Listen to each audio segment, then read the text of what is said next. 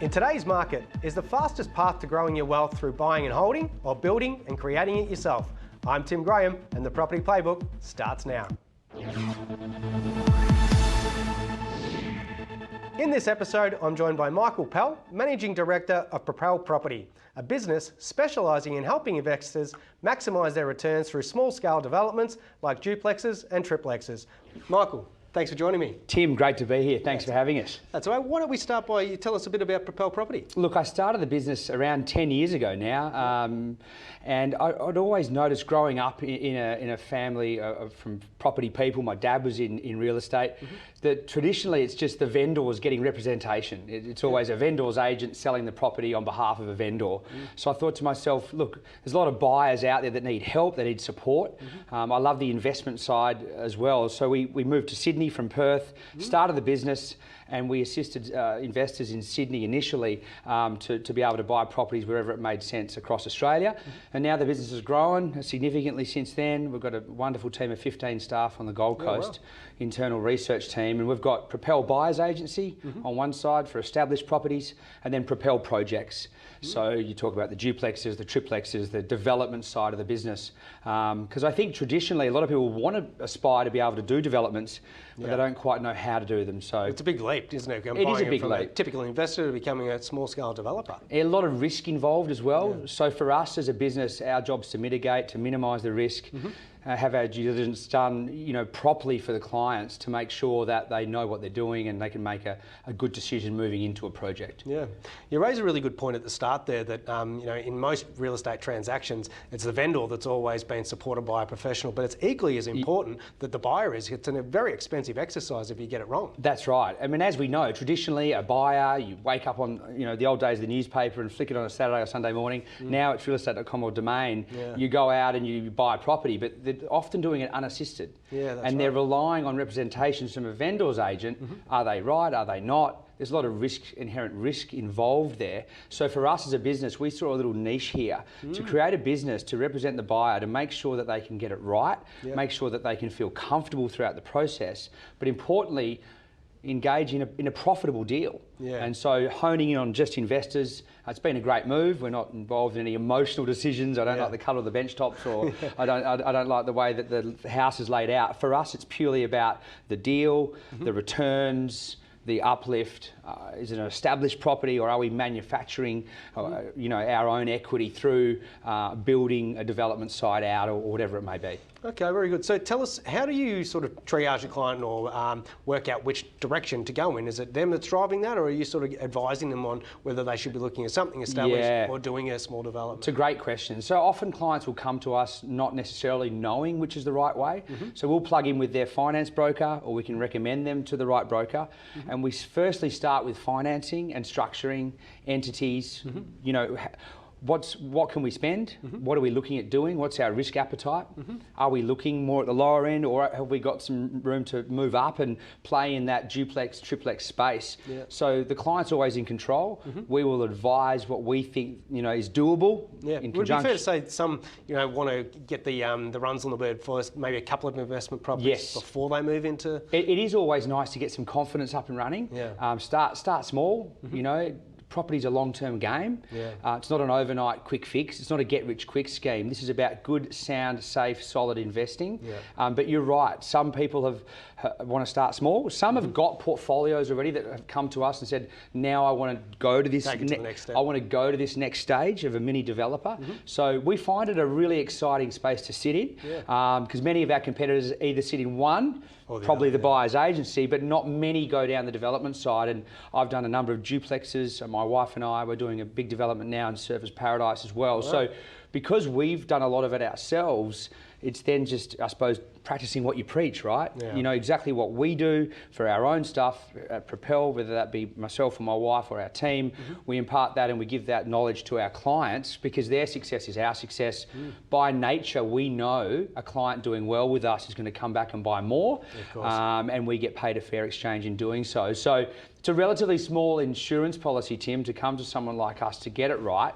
Absolutely. Because you've never done it before. Well, the pitfalls can be pretty great, and the losses of financial losses, time, opportunity cost, stress, a lot of it's the mental health, just to sure. know that you're doing the right thing. You don't want to be, sleepless nights worried about an investment, do you? I mean, I've done a number of house and land packages myself, and that can be a stressful exercise. Trying to do a development, can't even imagine. That's right. So, yeah, look, our in-house research team, headed up by some very, very intelligent people, bring the book smarts. I suppose myself, the old boy that's been doing it now since 1999, I bring a bit of the street smarts along with our wonderful acquisitions team, and I think together our clients love that. Book smarts plus street smarts plus negotiation, and getting it at the right price in the right area, and then it generally means the development's going to go smoothly. Okay. But look, our relationships with not only sellers and vendors and agents, but also the right builders in certain areas also means that our clients are winning along the journey,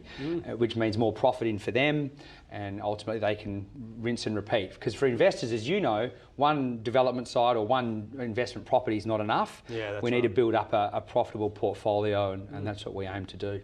Very good. So we've talked about duplexes and triplexes. Yeah. What's the interest in duplex and triplex? Is it usually them developing and selling, or are they holding? And obviously being in a high interest rate environment, I'm assuming these duplexes and triplexes are giving us a better cash flow? Yeah, they can be. So often we can find a single dwelling site, 700-800 square metres, and then we can go to the council, do our due diligence and work out that we can chop it into 2 or 3.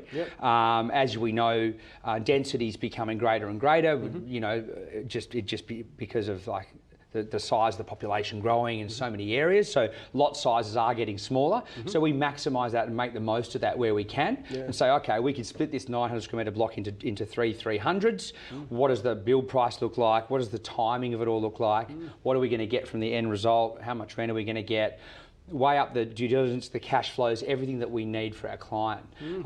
Because look, not everyone wants to live in an apartment, but they'll choose a smaller size block potentially, in a well located area. Of course. Yeah. Now, I know you mentioned that you're from the Gold Coast, but am I right in saying you guys have a national approach in terms of if I wanted to do something here in Victoria, we could? Yeah, that's right. So we look at all the major markets around Australia, the capital cities and the major regional centres. We steer clear of mining towns for obvious reasons. And so, our research team, acquisitions team, looks at these major markets to find opportunities. It's case by case, it's deal by deal. You can get a great deal in Perth, you can get a great deal in Adelaide, Sydney, Brisbane, Melbourne, wherever that might be. Each market would have its own little intricacies as well. That's right. So, our contacts throughout the industry means that we're often getting our sites, our properties, before they even go to realestate.com or Domain. Because once they've gone through that process to get to realestate.com or Domain, often we call that full retail. They've been passed through 5, 10, 15 sets of hands and eyes and ears to get there. So most of the stuff that we do, Tim, is off market, which is a huge advantage for our buyers. They love it because they're getting something they couldn't ordinarily get themselves, and that isn't available to the general public. Yeah, interesting. So, Michael, one of the things I'd be interested in is, you find a site that's available for sale. What's the time frame for you guys to do due diligence to see whether that project's going to work? It's probably around about 4 to 8 weeks. Yeah, wow. Yeah, especially if it's a development site.